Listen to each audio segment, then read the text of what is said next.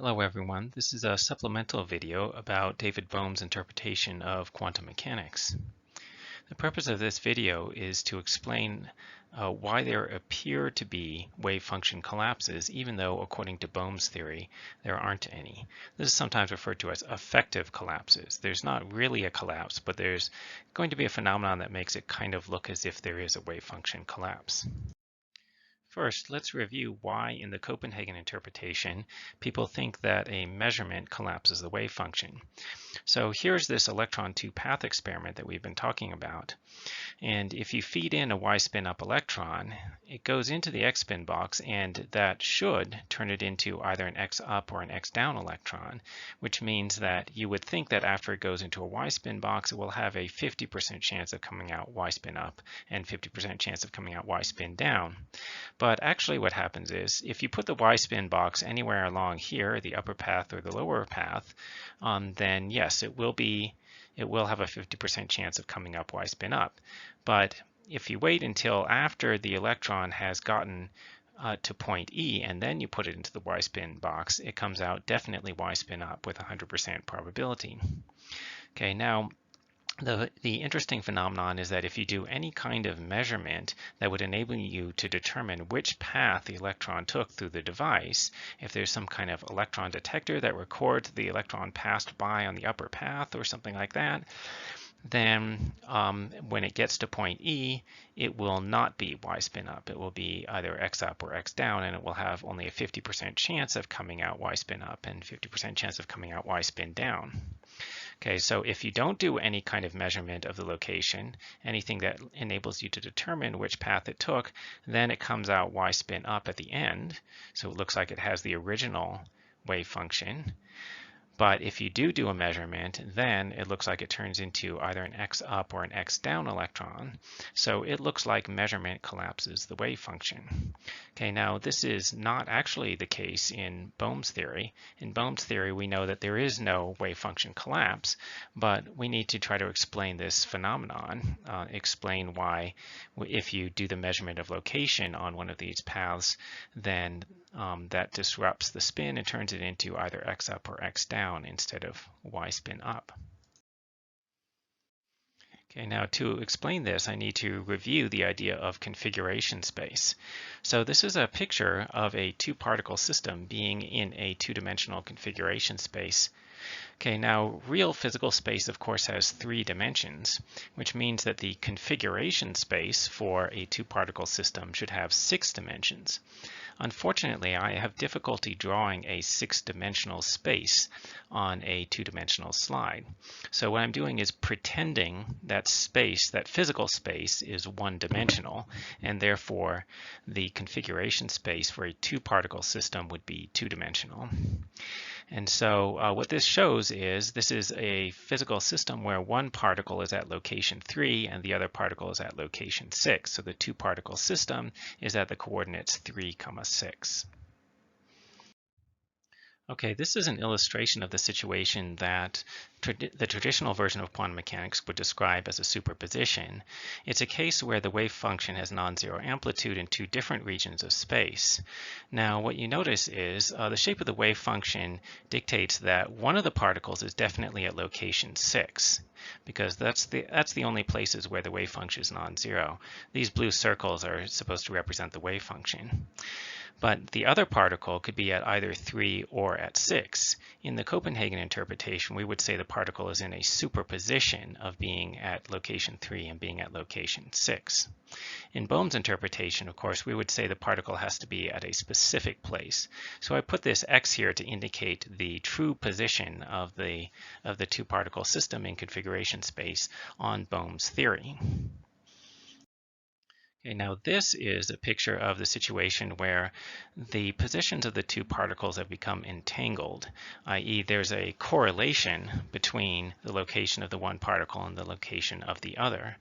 In traditional quantum mechanics, we would say that the two-particle system is in a superposition of one particle being at 3 and the other one being at 6, and the first particle being at 6 and the other one being at 3.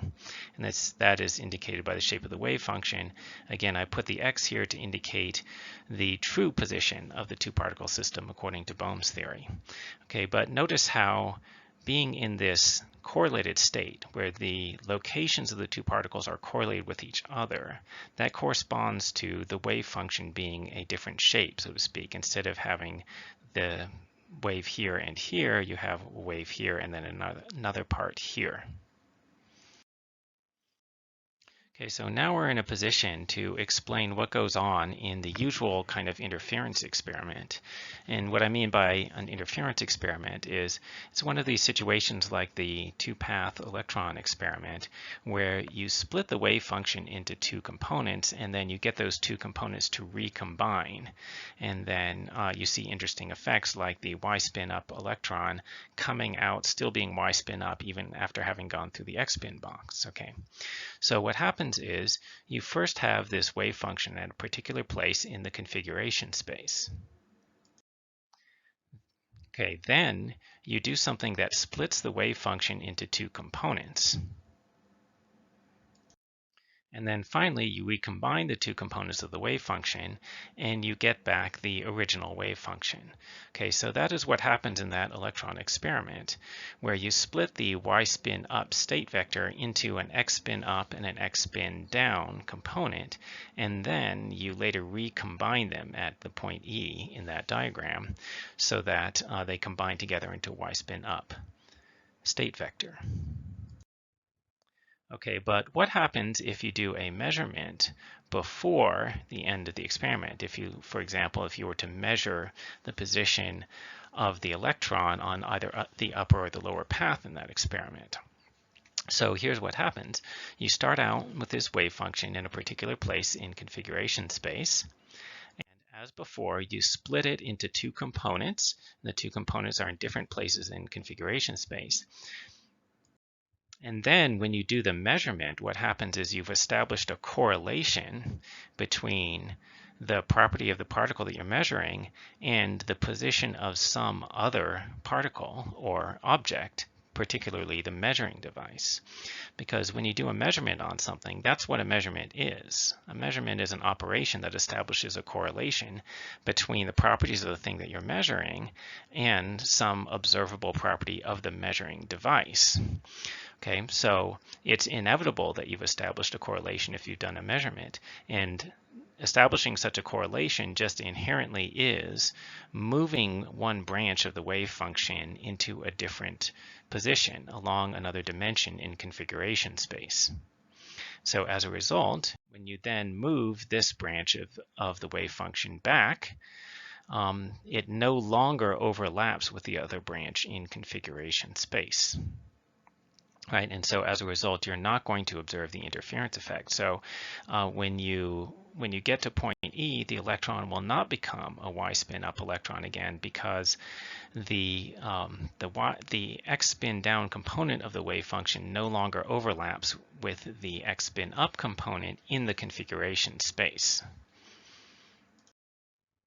All right, so in summary, measurement on a particle establishes a correlation between properties of that particle and the location of something else. The something else is typically a macroscopic object that we can directly observe with our senses. And that's just inherently what a measurement is. If you're not establishing a correlation, then you're not measuring anything. And that inherently involves moving a branch of the wave function in configuration space. That has to be what happens because the wave function is the only thing that determines the motion of particles, including measuring devices.